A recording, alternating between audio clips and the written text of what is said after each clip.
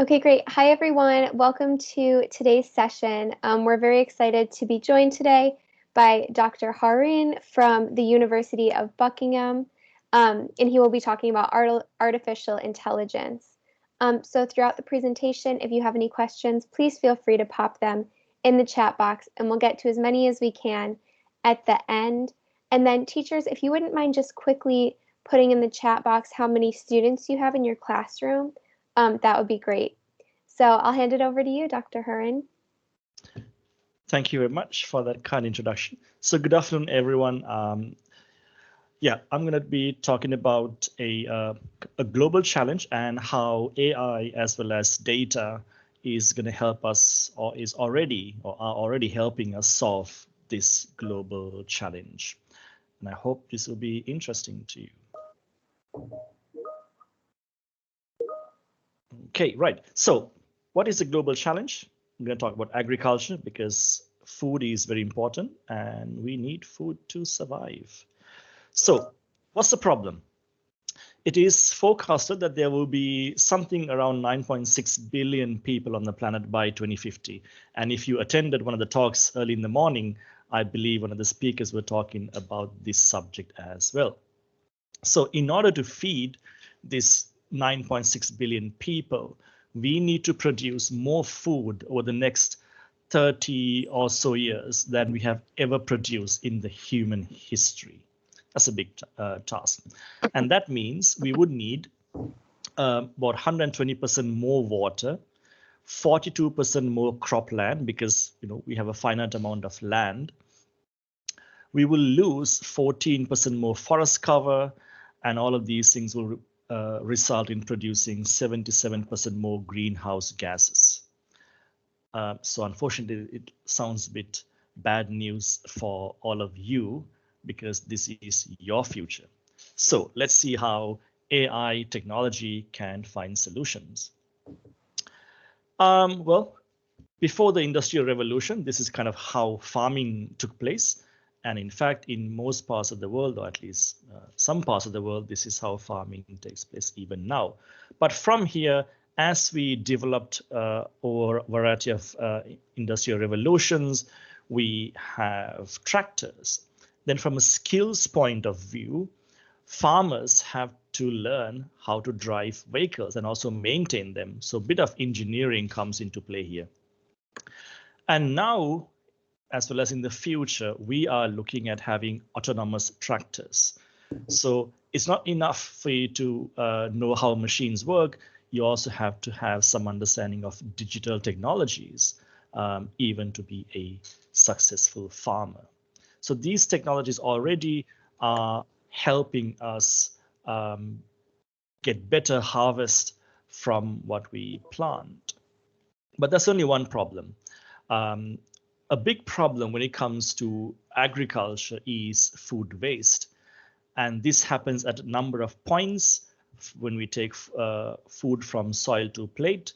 One of the points is when we have pests. Pests come and destroy agriculture produce. And in some cases, the estimates are about 15, even up to 35% of agriculture produce is destroyed as a result of pests and other environmental conditions. So what do we do about the pest problem? We spray pesticides, so various chemicals and so on. Now this has some problems. First of all, we spray these chemicals everywhere in a farm, even in places where there is no problem with pests.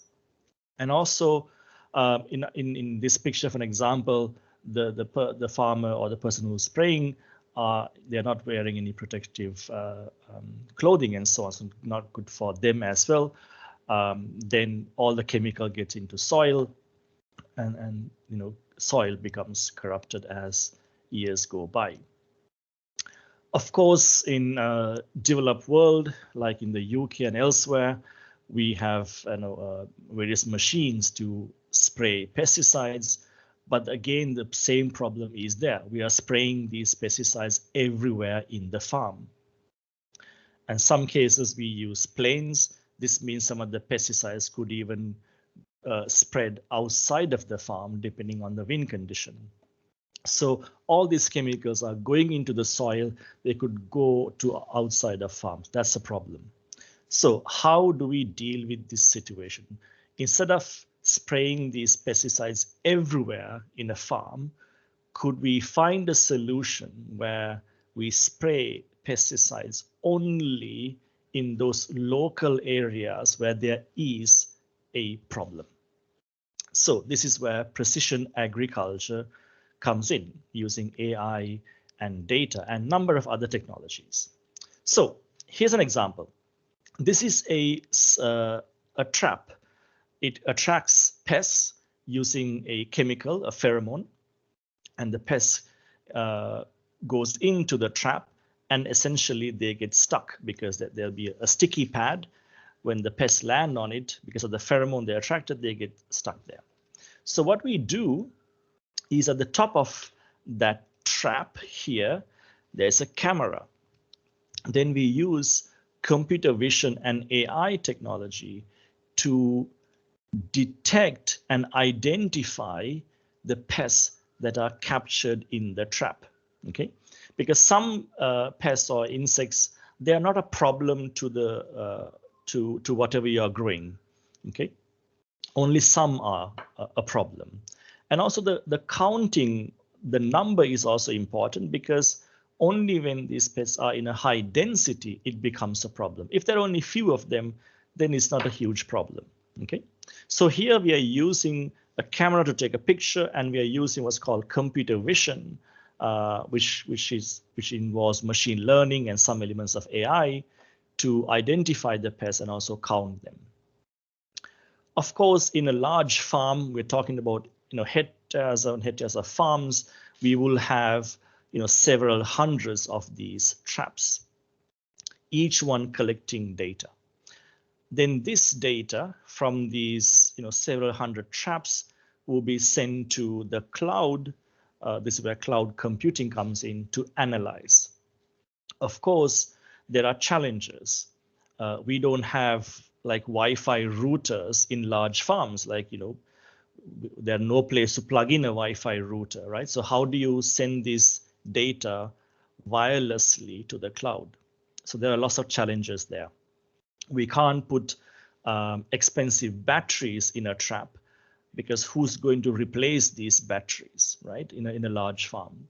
So you had to find solutions that are low cost, solution that takes low energy, and then you can transmit little amount of data without having too much power. Okay, this is where things called embedded systems and edge computing comes in, but I'm not going to go into those details. Anyway, each one of these traps will transmit data, and we send all that data to the cloud. We then run machine learning algorithms on the cloud, because you're dealing with a large amount of data, so you need a powerful machine. Analyze the data that are coming from each and every trap. Then we can map out on the farm the areas where there is a problem, and areas where there are pest infestations. This picture is just for illustrative purposes. So just imagine that the farmer gets a tablet. They can see their farm, various locations, and in red, the map highlights where there's a large pest problem. Okay. Now the question is, okay, how do we go and spray in these red areas? Well, I don't know if some of you already make some suggestions on the chat, because I can't see the chat. So this is where drone technologies come in. So we have a farm. Each of these areas have coordinates. We can send these coordinates to a drone and send the drone autonomously to go and spray the required pesticides directly over the location without spraying everywhere in the farm. Of course, one drone can't cover a large farm, so we have to use a swarm of drones. Now for this, you have to use a number of algorithms, because if you're using a swarm of drones who will fly autonomously, they need to work out which drone is going to which part of the farm. Okay, so they had to find the shortest distance that they need to travel, because drones have a flight time. They can't fly for hours and hours, because they can't carry large batteries as well as carry pesticides. So a lot of computational algorithms have to be used to work out what's the best way to send these swarm of drones to spray. So in a quick nutshell, I just showed how AI, data, and drones can be used in agritech, but it's not only those. Cloud computing is another technology, computer vision and machine learning, Internet of Things, those sensors collect the data, and then you have to have wireless communication to transmit data from one place to another. Not just any wireless communication, we need low power wireless communication. In addition to drones, farms are already using ground robots to go to places where, for example, a drone can't reach. If you're talking about, trees, let's say date trees, palm trees, etc., a drone can't necessarily get to every place. So an unmanned ground vehicle, such as a robot, can get to places and underneath the treetop and so on. So they are also being used for agritech. Okay, right. And just to give an example of one of the robots, because we have a spot to show their capabilities. Hopefully this video will play.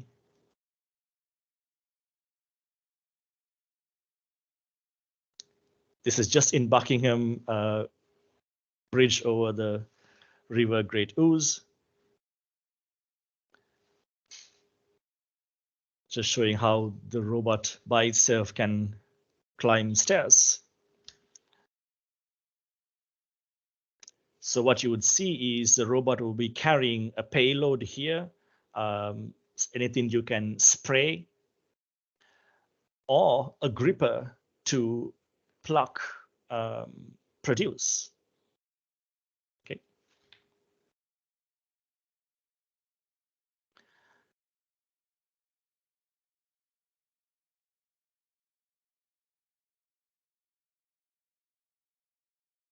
So even today's robots can go upstairs and go down as well. So they're highly capable robots, and we will start to see them being used in farms as well.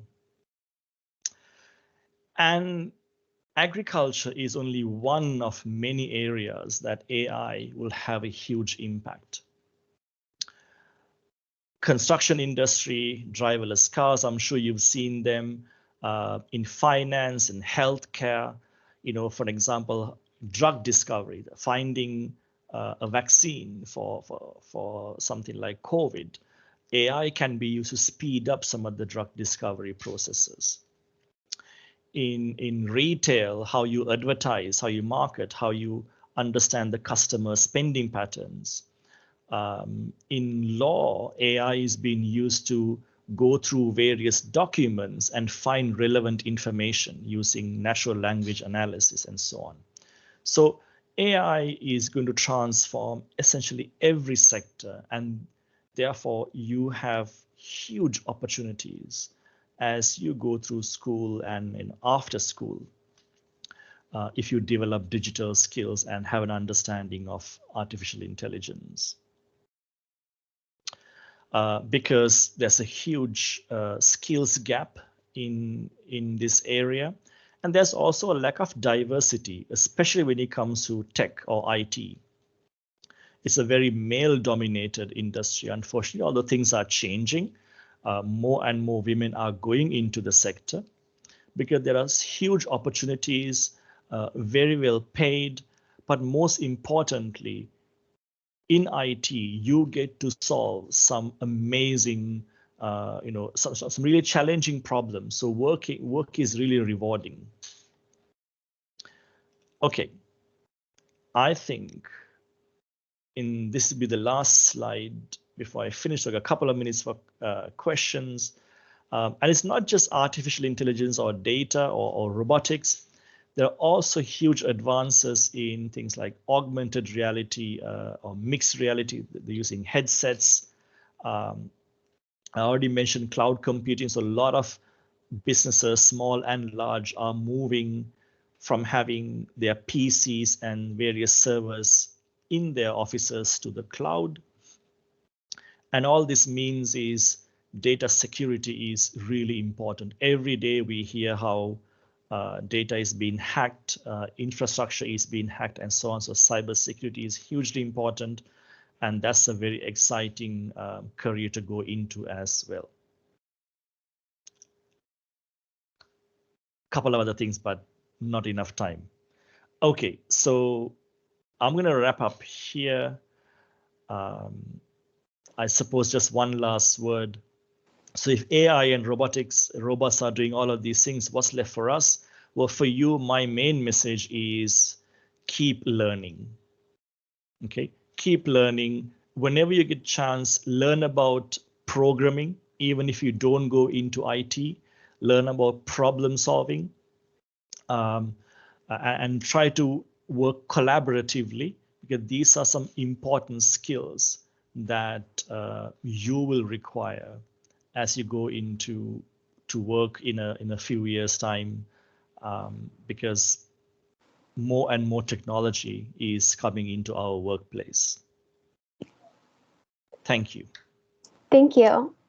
So we do have a question in the chat. Someone said, do you work with Bayer on their digital framing work?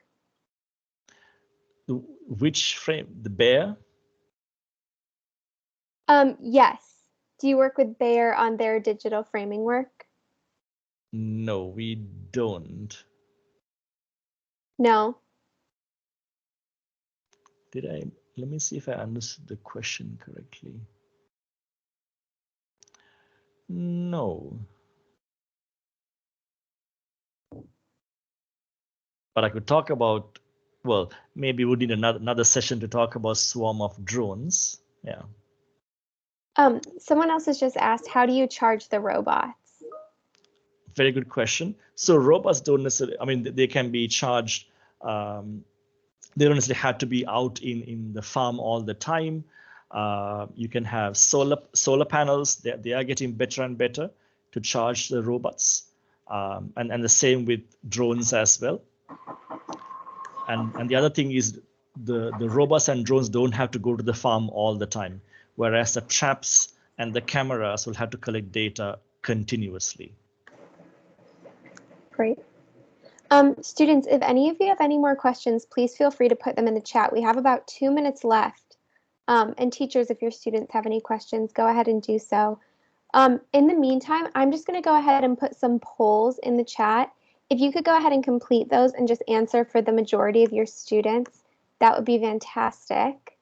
I'd also like to talk to you a little bit about something that we're doing next week called Accelerator Week, where we're having companies come in and speak to students about how their curriculum in school relates to certain jobs. So it's going to be a super exciting week. I'm going to go ahead and put that link in the chat where your students can sign up for that. It's next week, every day, Monday through Thursday. So it would be really great to sign up for. I'm not seeing any more questions here in the chat. Just these polls. So yeah, if you could go ahead and fill out the polls. Do you have any final words, Dr. Harin?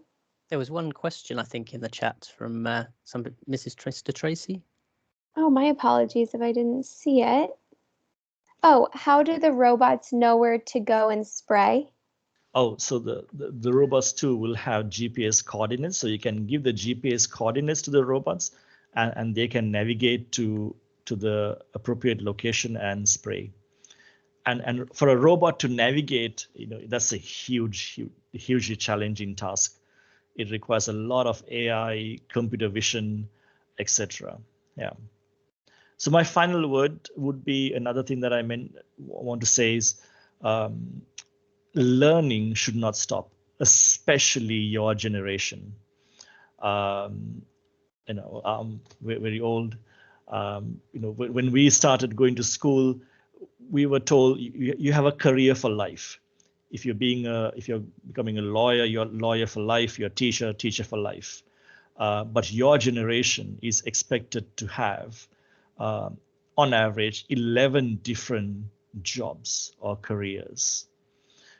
So for you to be relevant in the workplace, you have to continue to learn, continue to upskill and reskill. If you don't, you will become stagnant.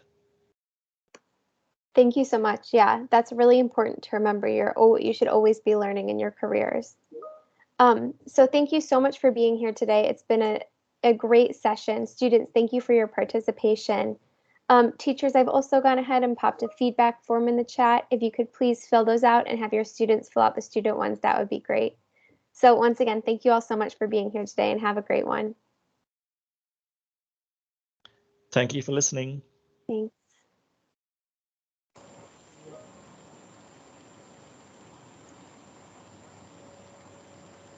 Do we